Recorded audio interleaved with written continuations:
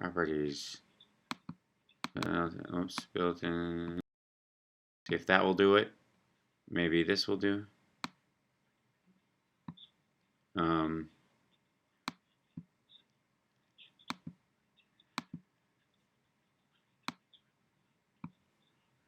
not quite sure which one will be working, so we'll see. Hopefully there's some audio. Yeah, hope it's not doubled up at this point.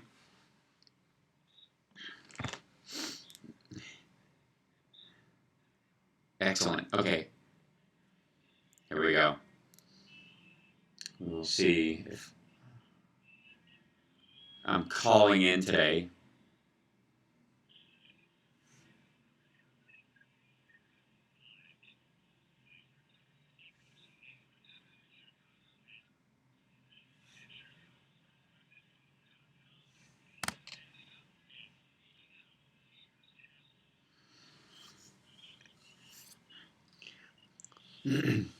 Hey there, Johnny Million. It's Hal Sparks. How are you? I kind of am. I'm calling from China. I'm in Xi'an, China right now. And so apologies for the lo-fi-ness of my voice, but we'll just pretend that Brent... Yeah, we'll just pretend Brendan O'Brien mixed this episode of HSRPM. Crazy week. On a bunch of... Yeah, and it seems to be getting better, which is the fascinating part. That more than anything... Yeah, there's a couple of areas. Obviously, the biggest one being Kristen Sinema in Arizona, probably at this point, widening her lead over Martha McSally by 20,000 votes. Yeah, she's going for the Senate, so that would certainly help our numbers there. And then if Florida manages to get all of its votes counted, including the ones, by the way, did you hear the story that there were actually some absentee votes, quite a few actually, that were in the post office that was shut down essentially because that was shut down because of the bomber. The Florida pipe bomber, the guy with the creepy van, and the Trump manifesto, the rolling manifest, that was clearly an example of how Trump's hypnosis techniques hit certain brains.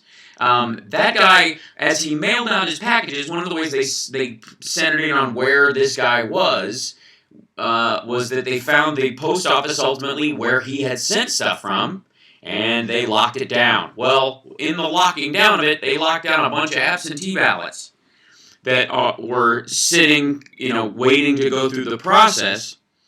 And of course, the Florida GOP is fighting, as is the RNC, to make sure that those votes do not count because they were not received, as absentee ballots have to be received on election day by a certain time, or they do not count. Never mind the fact that these people sent them in good faith, and that the Postal Service had a problem, that it was a federal crime that stopped those in their tracks and kept them from reaching their destination. This is no fault of the voter. This is and it would certainly.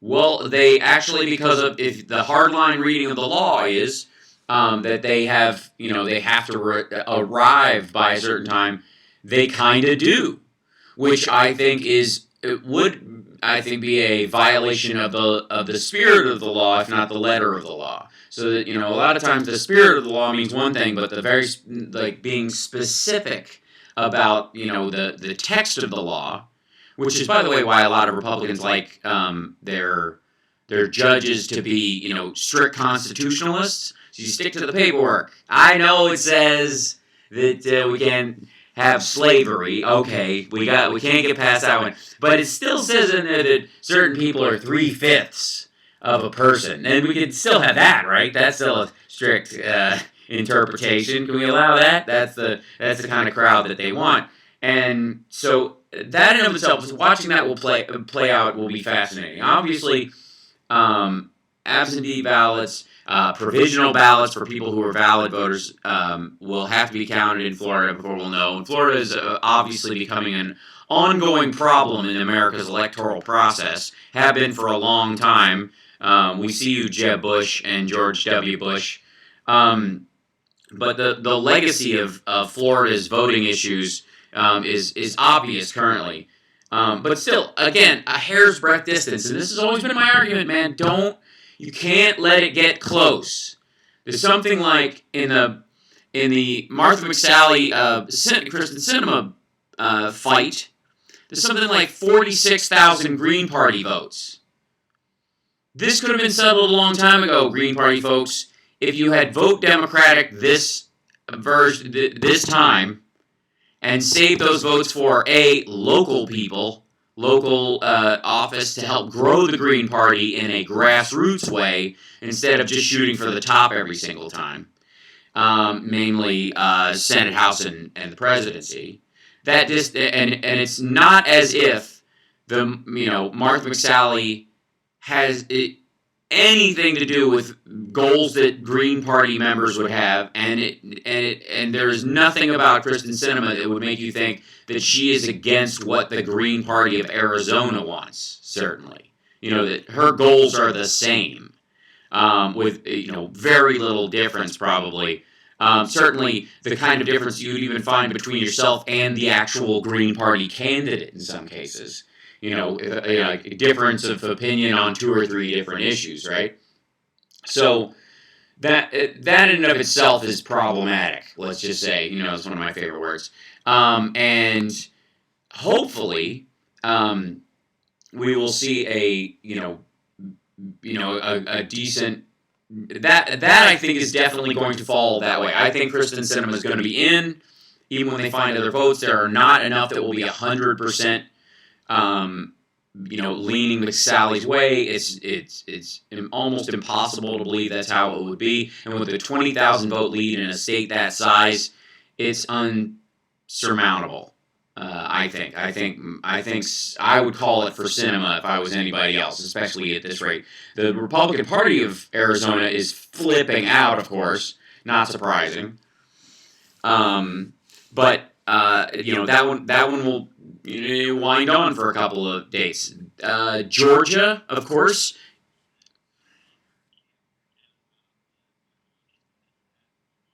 Saying you can't contest it. Right? Yep. Oops. So it's pretty fascinating. We'll see.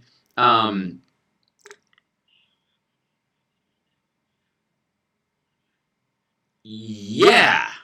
I was going to. Right.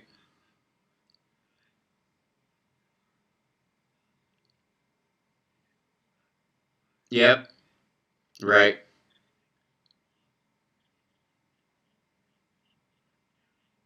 Mm-hmm.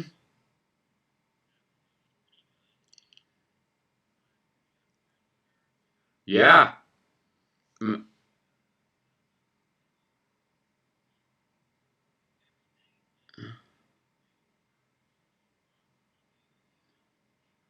right.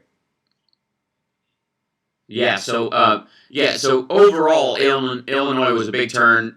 Especially adding it to the list of Democratic governorships. Which is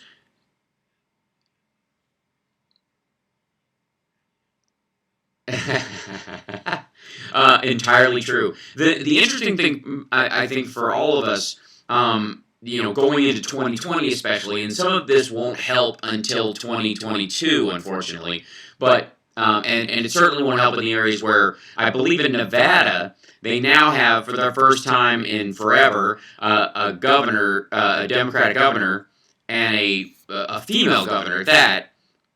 But they also they have a Republican Secretary of State, and so yeah, and the problem that they're going to have is I mean, voting rights are the key in the next 2 elections. If we have learned anything over these last election cycles, especially this one, and certainly I think it played out more than people are willing to talk about in 2016, is that the Voting Rights Act, far from being obsolete, was not just holding back the more base and racist impulses of certain states, but was literally a bulging dam creaking at the seams, holding back a strategic racism that elements of the GOP seem to be salivating over.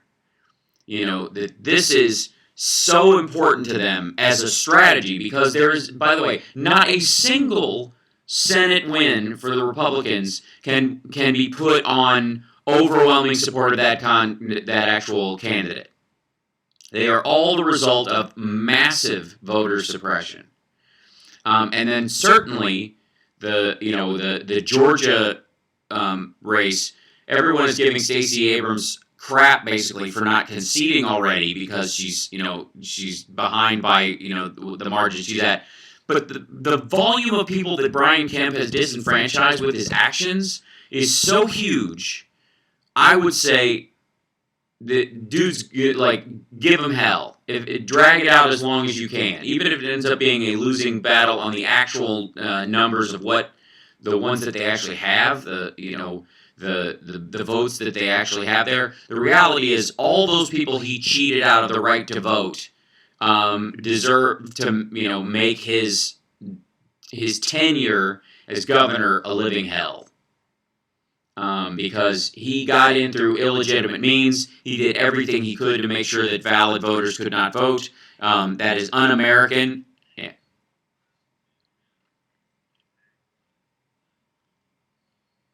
That's right.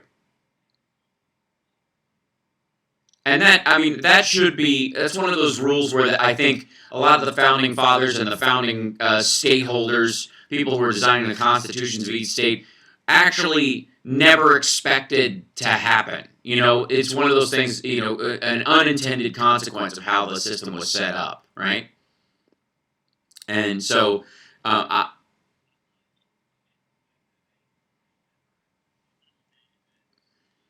right. That's right. That's right. We're going to take a break. We'll be back right after this. It's the House Sparks Radio program, Mega Worldwide, live from Xi'an, China, and with 100% more, Johnny Million. We'll be back right after this. So, hi, chat room. You guys are awesome. How you doing? Can you see me? I don't know if you guys can see me. I know you can hear me, kind of, but fingers crossed. Yeah, you won't be able to hear Johnny Million through this. I apologize for that. So it'll just sound like I'm a schizophrenic maniac, because I can't get audio from there. I'm doing a TV show over here. Cool. Thanks, Theo.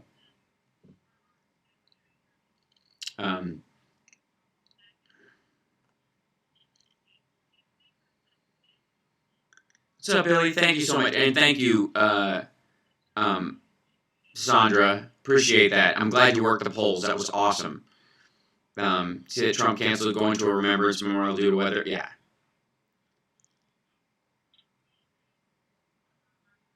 Awesome. Okay, great. Stop talking to the voice in your head. Yeah. I will. But that's no fun. I'm literally talking over commercials right now. So, do I have a bad hair day? Am I having a bad hair day? It's 1 o'clock in the morning here, so I've been up for a while. I've been shooting all day. Look a little tired. That's why.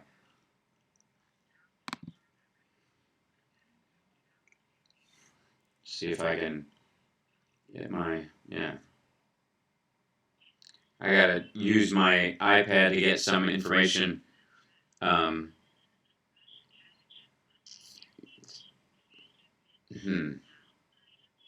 See how I can get some audio to you guys and get it to Johnny as well. Here we go. Okay.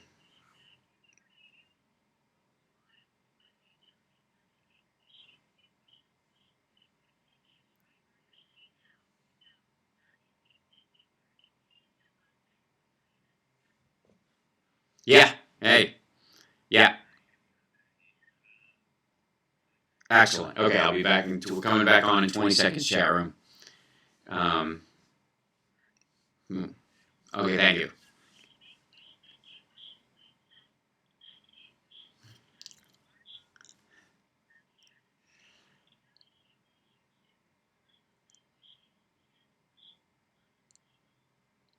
Okay.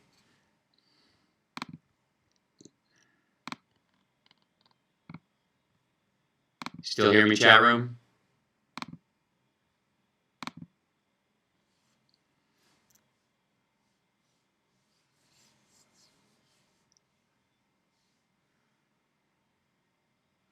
Hi, everybody.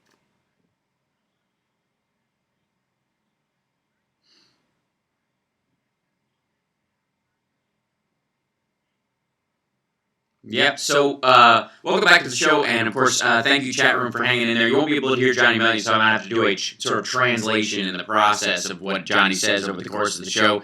But it's true. But next week I will be in Dunhuang in China, and I'll be doing the show from there. And I think we have slightly better internet there, so we should be able to do the whole shebang and be able to hear everybody. But this week, Johnny, did you hear? Did you see the White House lawn? I mean, Trump has had two wacko press conferences in the last couple of days.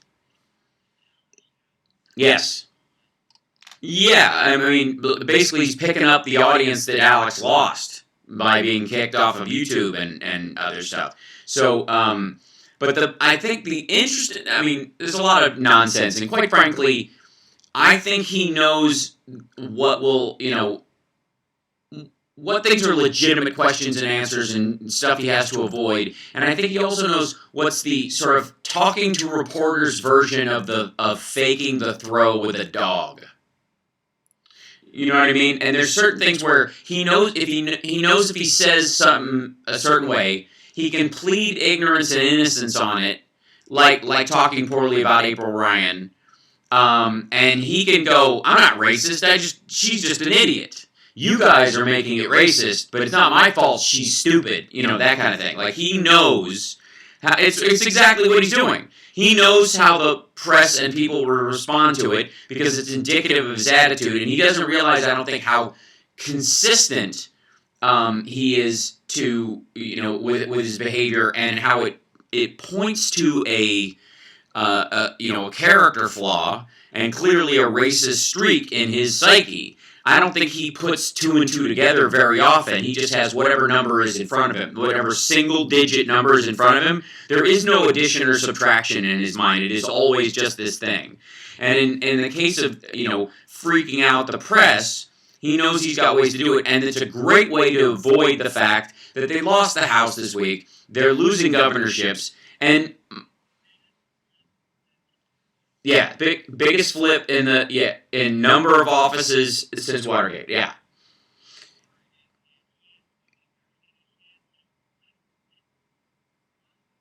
Mm-hmm.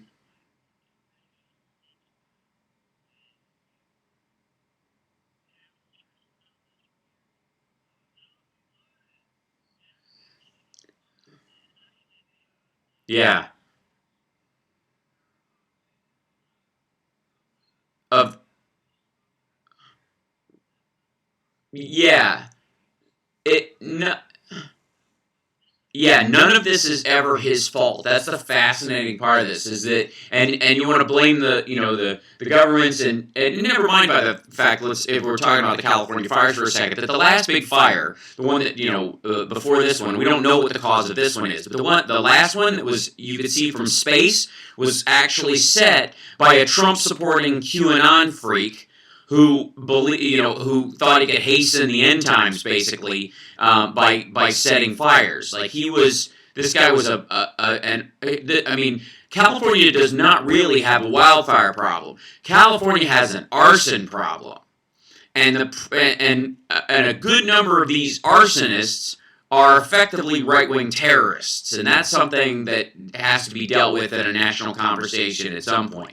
So let's go to one specific thing that he said, and I think it ties to this McSally-Sinema race. It certainly ties to the Bill Nelson, Rick Scott race in Florida. Is Trump sitting on the lawn, and you saw this, right? You saw this guy,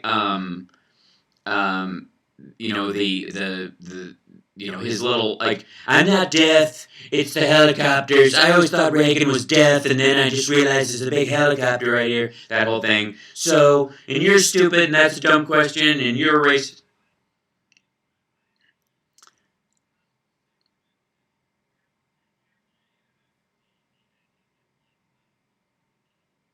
Fire on the, yes, exactly, right. Yeah. Yeah, almost as maddening as the fact that he couldn't go to the War Memorial because the weather was bad. Because it's too tough. My hair won't take it, which is really what is happening. That's 100%. Yeah. Well, this is just today. He didn't go to this one thing, but the day of the Tree of Life, murder spree. That's the day he comes out and says, I had my, I'm standing out giving this press conference in the rain under the wing of Air Force One, and it messed up my hair. And then he said, the bad news is some people were saying my hair looks better this way. Like, the fact that this could say on the day, but even the phrasing, the bad news is my hair looks better. That's stunning. Okay, so let's go to something that he said on the White House lawn.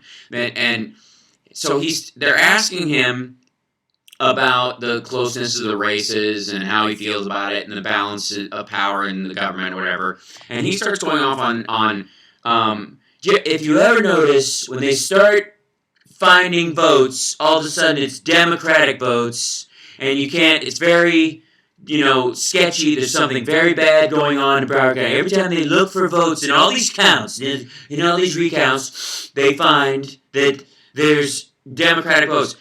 As if, because those are the ones that get thrown in the trash and hidden, shoved in a drawer. And just, the reason they find Democratic votes is because the Democratic votes, the Republicans are the ones that are throwing them out. We had dumpsters full of them during Bush v. Gore.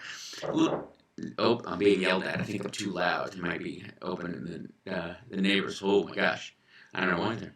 Yeah. Nope. Sorry. I'll talk a little quieter, I guess. I was getting very. Blysa. I'll speak a little quieter. Okay. Hi. Hopefully it won't.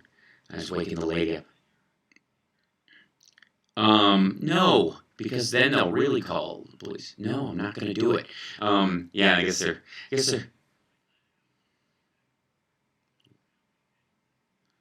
That's right. Well, theoretically that's what it is. Sorry, I'm on a big phone call.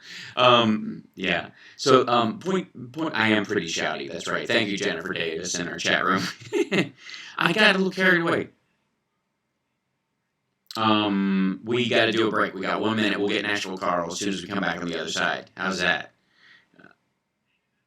Just on the other side of the break. We'll be back out of this. And by the way, thank you, chat, for hanging in there. I will try and maintain volume. I did get very excited about the whole thing. I didn't realize how noisy I was being. And